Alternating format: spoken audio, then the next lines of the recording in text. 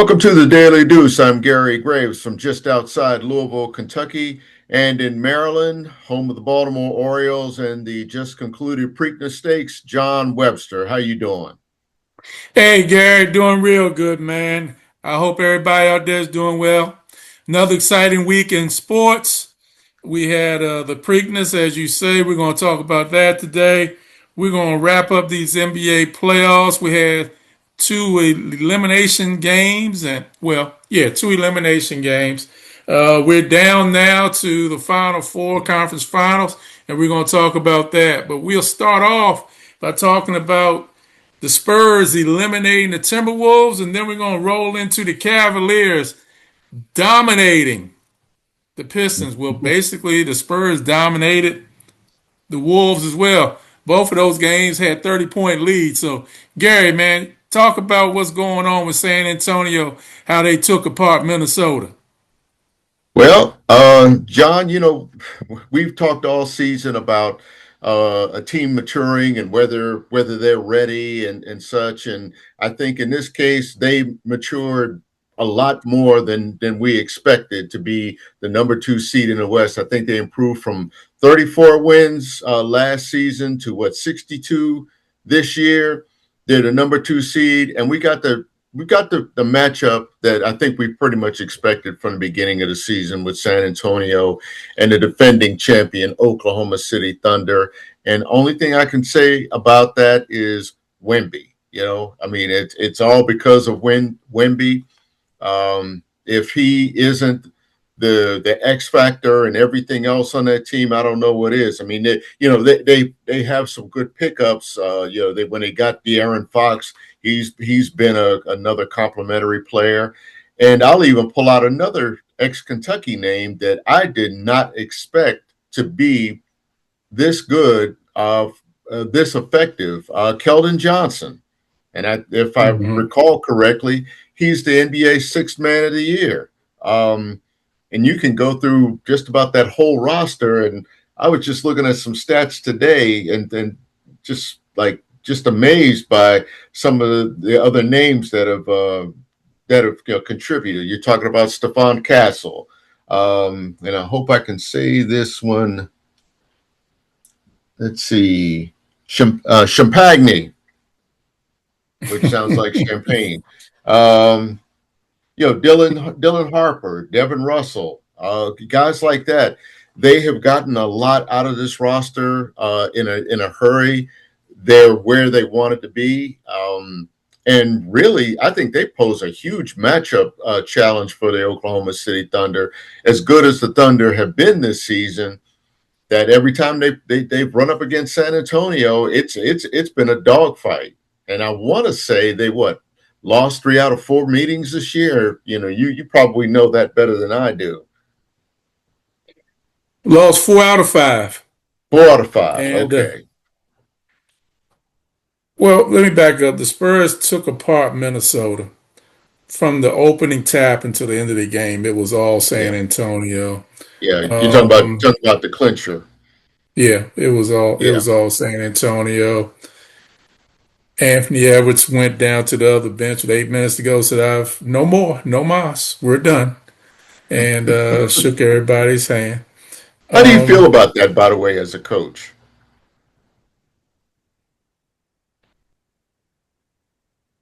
20 year, 20 years ago, I probably would not have liked it. 20 years forward, where I am in my life now. Oh well, so what? You Yeah. want to go down there. You're not going back in the game. Okay, okay, fine. You can see all sorts of different ways to look at that, Gary.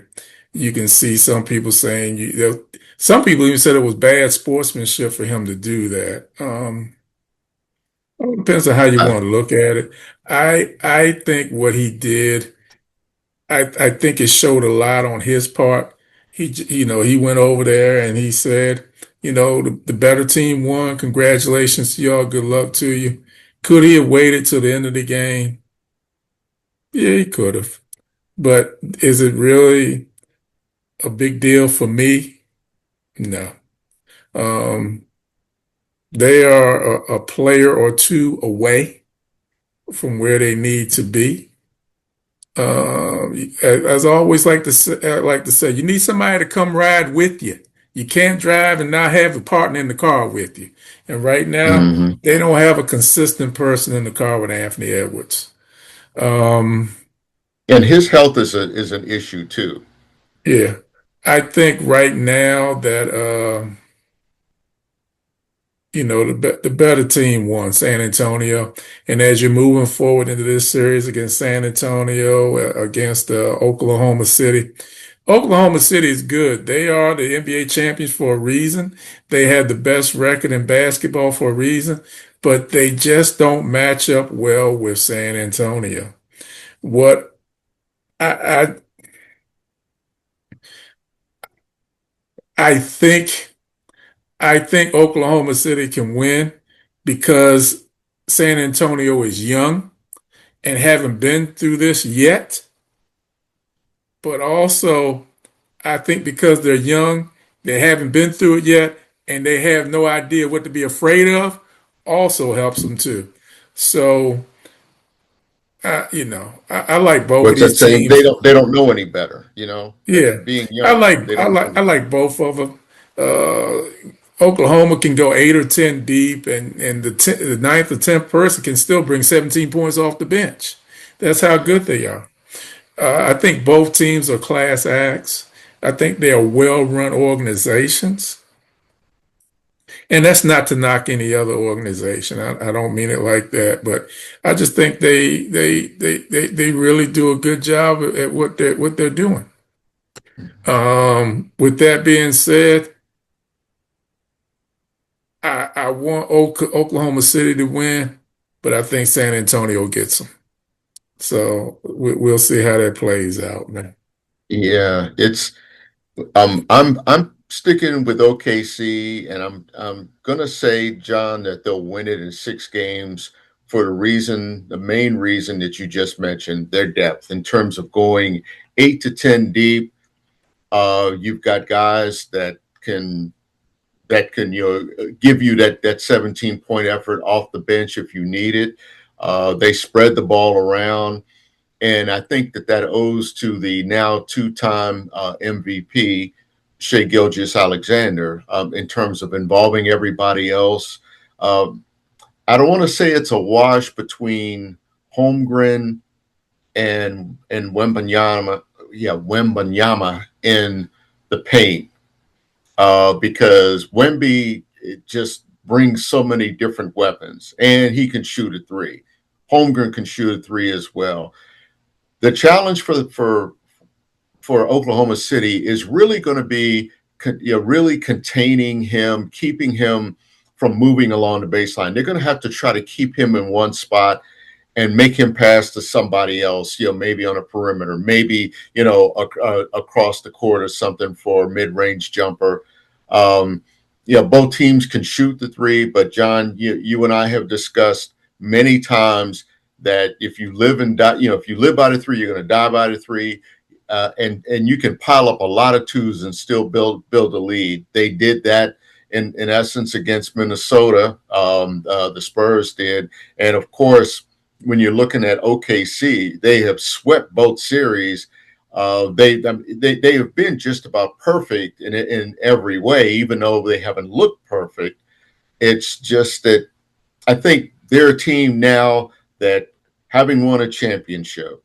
A year ago, we were saying the same thing about OKC that we're saying about San Antonio. Not knowing, or just like being a young team that just doesn't know any better. Now that they know better and have a championship ring, they're going to do better. And I think that's what's going to pay off in this. They're going to steal one on the road. That's what I feel about OKC, because even though they lost 4 or 5 during the regular season, there's a thing, John, like you talk about how hard it is to beat a team three times in one season, say in college basketball, maybe in the NFL.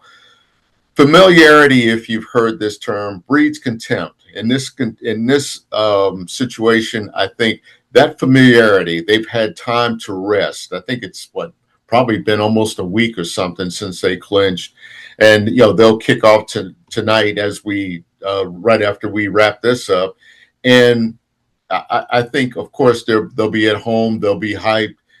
But the thing for them, they got to steal one on the road. And it's saying John also about it's not a series until the road team wins. I don't know if back-to-back games, if San Antonio can win the game. Again, I could be wrong because San Antonio really is that good. I want to say they're scary good, but that's OKC for me right now. And I just again just look at so many different things, and as I'm trying to avoid glasses and glare on this one, but I'll just say it like this. You get Jalen Williams back from injury, rested. You've got Holmgren, who isn't afraid of contact. He'll play through contact on both ends. He can shoot a three. He's not a big body, but he's not that aircraft carrier that you like to talk about. But John, he is still a force. He is still a presence. He's not afraid. And that's the thing that I think if they can use him, really, pound him, make Wemby really challenge his shot. And I'm talking about physically. I'm not talking about, say, just getting that long arm up there and blocking it, but really forcing him to use his body to defend somebody. That's going to be key for OKC. I mean, I look at guys like off the bench, like Isaiah Hartenstein, 9.4 points a game. That's the kind of depth that you need. I'm sorry, rebounds per game. Rebounds per game.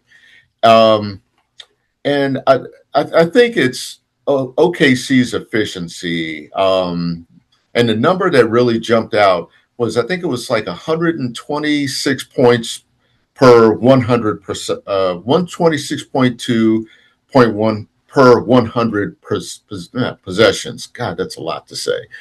That was during the regular season. During the playoffs, 124.2. So there hasn't been much of a fall off. They are amazingly consistent in terms of their scoring. Kind of the same thing with their defense. On the other side, you got almost the same kind of efficiency with San Antonio, and that's what makes this really the finals before the finals. I hope that there isn't too much there, that they don't have anything left for the finals, and that the finals become anticlimactic. But again, I would give it to OKC in 6 games, because I think they'll find a way to steal one, because they have the depth to do it. They have the experience at this point to do it. And times that we have thought that they were vulnerable during the season, especially when they faced San Antonio, I think through 2 rounds so far, they have pretty much shown they are still the team to beat. Well, we'll see what's going to happen. One other key component, I think, of San Antonio that neither one of us mentioned was De'Aaron Fox. I think he's going to play a major role in this series. And I'll say this for tonight's game. A series doesn't start until the road team wins the game. San Antonio wins game 1, in my opinion, Gary. I think they come out and they take the first one. And I think OKC will balance it out and win one in San Antonio. Bottom line, this series is going 7 games. And it's going to be a beauty. It's going to be a slobber knocker. It's going to be great to see. But we'll see how it ends.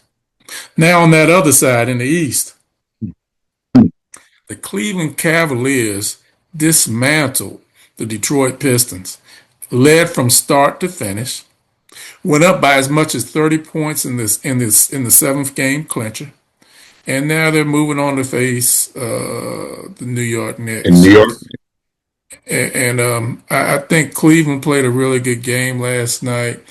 We had talked earlier about Detroit. Detroit has a really good team, but I just don't think they're ready for prime time yet. I think they're another year or 2 away. A couple things I think they need to do next year. Jalen Duren is a strong rim protector, but he needs to find some type of offensive move down in that paint. He needs to make himself more. He gets a lot of his points off putbacks and rebounds and stuff like that. Ashore Thompson, He needs to work this summer on his jump shot, developing the shot. He is a tremendous defensive player, tremendous player as a whole, but he has to get a more consistent shot, outside shot. Yeah. Cleveland Cavaliers, man, last night, Mitchell put on a show. What's his name? Jalen Allen put on a show. Mobley played really well. Jared Allen. Yeah. Jared Yeah. Allen Jared put on a Allen. show. Struth came in and played really well last night. Wade played well off the bench. All of them played really well. James Harden, he struggled shooting, but he made some really key passes and he made some really good rebounds as well. Now, of course, what you'll say back to me, not you per se, Gary, that's not what James Harden does. But what I will say about it, he realized his shot wasn't on, so he did other things to help the team win. And that's what he did last night. They're going to go up and play the New York Knicks.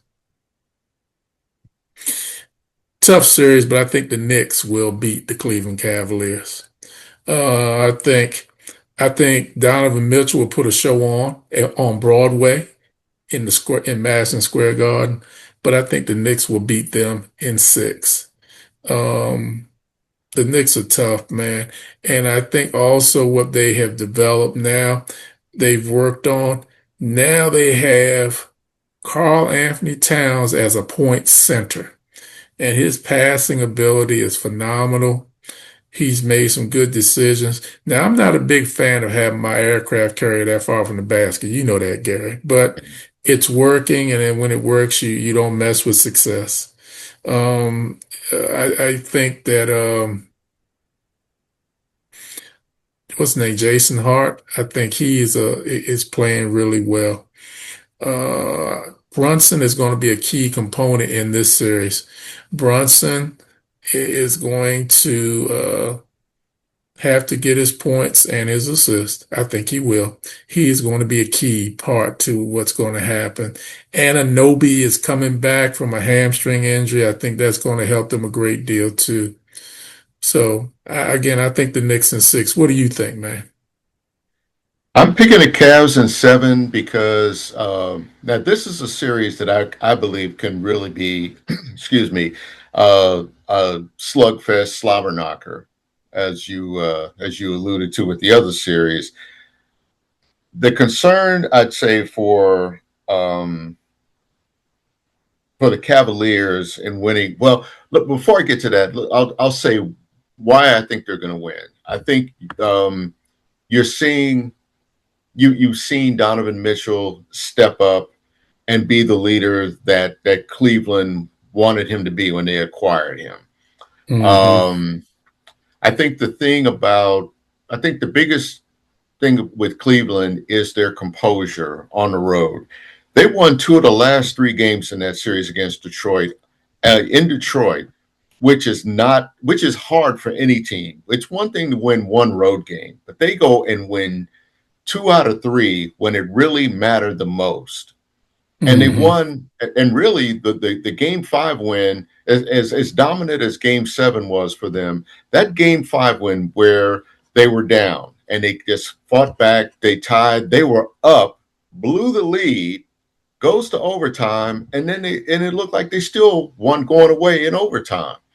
That's a team I think that I don't know how it happened or why it happened, but and when I say that, it's like I don't know. Maybe Harden said something to him, in one of those huddles in Game Five. But they kind of got over themselves, got out of their own way, and cruised in that game. Game six, that those shots weren't falling. I like to use that term. They couldn't buy a basket with perfect credit, and that's how it was. For Detroit was its own worst enemy in Game Seven, and I credit some of that to Cleveland's defense, and that's where I think they have to make the difference against the Knicks. It's like Mitchell and Brunson are going to have to play defense against each other and against other guys in that backcourt. That's what's really going to determine this series. We Mm-hmm. both know they can score. We know that they can that they can push the ball up quickly, that they both can run. But it's about turnovers for Cleveland, and Cleveland concerns me because they have this propensity, at least in these playoffs, to just kind of go brain dead for like these little stretches and let a team back in, and that's what they can't do against the Knicks, especially with a guy like Karl Anthony Towns. I agree with you that Towns, to be that big, to be an aircraft carrier, you kind of want your aircraft carrier, firing on the front line, maybe not necessarily from the backside, but it is what it is with him. He can do it, and they're going to have to defend it. They're going to have to maybe send a big out there. Jared Allen is a guy that I think he's going to have to really raise his game defensively, if not offensively, but really defensively to neutralize or limit Karl Anthony Towns. But I think that the kind of depth that Cleveland has, maybe not as deep as the two Western teams we just talked about, but I think that they have enough, and in Harden, that veteran experience where he can do other things. We know he can score.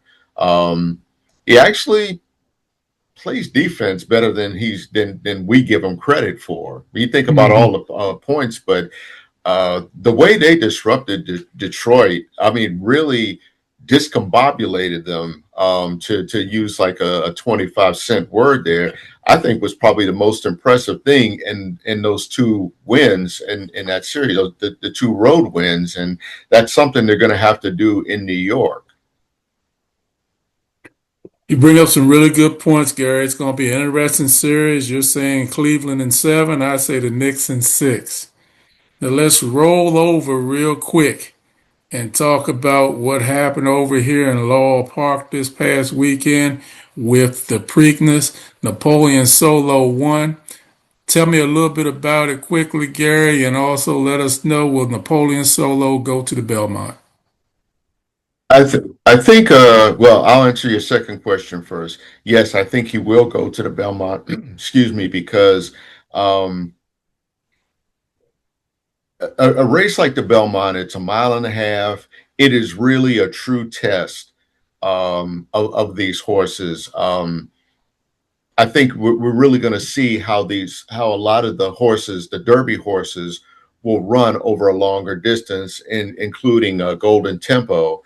And the thing about what we talked about last time about the 2 week turnaround between the Derby and the Preakness. Now, old school me says it didn't seem to affect Secretariat, Seattle Slew, or Affirmed in the 70s. And they ran a lot more races before they even got to their 3-year-old season.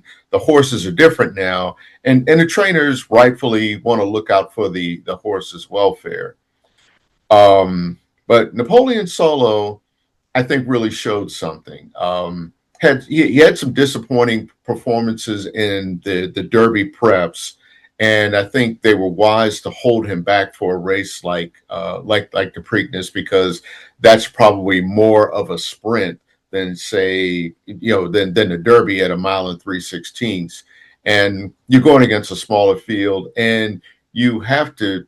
It's not just that you have to get out there fast, but you have to kind of stay in that mix, save something in the middle, maybe for the back stretch, and then bring it back for that stretch run, and that's what he did. And I think that was the most impressive part for him. Now that they know he can win a major stakes race, especially a Triple Crown series race, now you see what he can do in a longer race against really some of the best horses. You're talking about Bluegrass winners, Wood Memorial winners, San Antonio Stakes winners, and now, of course, the Kentucky Derby winner in Golden Tempo. I think Golden Tempo still is the horse to beat in that race because he will enter it rested. Excuse me. He will enter it rested, like a lot of the other horses, Todd Pletcher's horses, which are based in New York, and he'll just bring them upstate. It's a familiar track at Saratoga for them.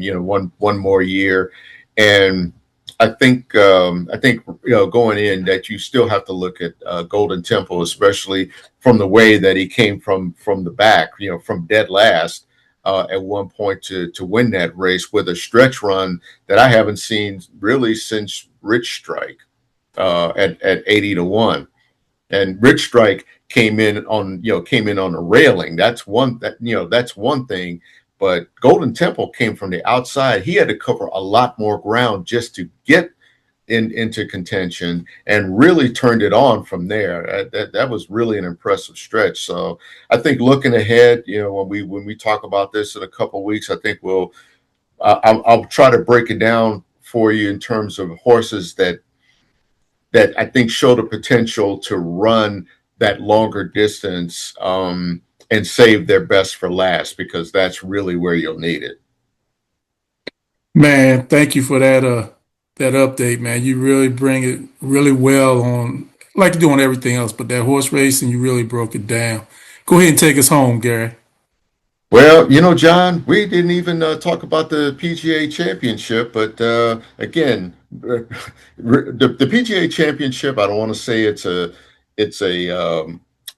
sprint or anything else compared to some of the other majors, but the true test will be in June for the U.S. Open, which is designed to be the toughest challenge of all of the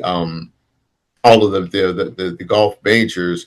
But and I just lost my notes here about that. Hold on, here we go. Okay, PGA Championship. But yeah, well, Scotty Scheffler didn't get it. Rory McIlroy didn't get it, and again, here we go. Come on, computer, act right. But I think you know we can look forward to the U.S. Open in a few weeks, and John, we can also look forward to Wimbledon in a few weeks too. But right now, let's look forward to baseball. We look forward to the two probably the two best NBA series you could possibly have at this point with New York versus Cleveland, but especially San Antonio versus OKC, because they were the two best teams in the West. New York and Cleveland, meanwhile, showed that they can get to that next level, and I think that was a breakthrough for them. Now it's a matter of seeing whether Jalen Brunson, Karl Anthony Towns, or in Cleveland with excuse me, with Donovan Mitchell, whether he can take them to that next step. He's proven one thing, but now he has to do more. All of them have to do more, because John, that window, we talk about how narrow it is. You got to take it when you can get it. Man, another great week in sports. Uh, we've talked about basketball, we've talked about golf, we've talked about horse racing. But this week coming up, watch some baseball, watch some United Football League, watch some WNBA, watch the NBA, watch the NHL hockey playoffs. But above all else, come back and see us and just watch some sports. Take care. We'll see you again real soon.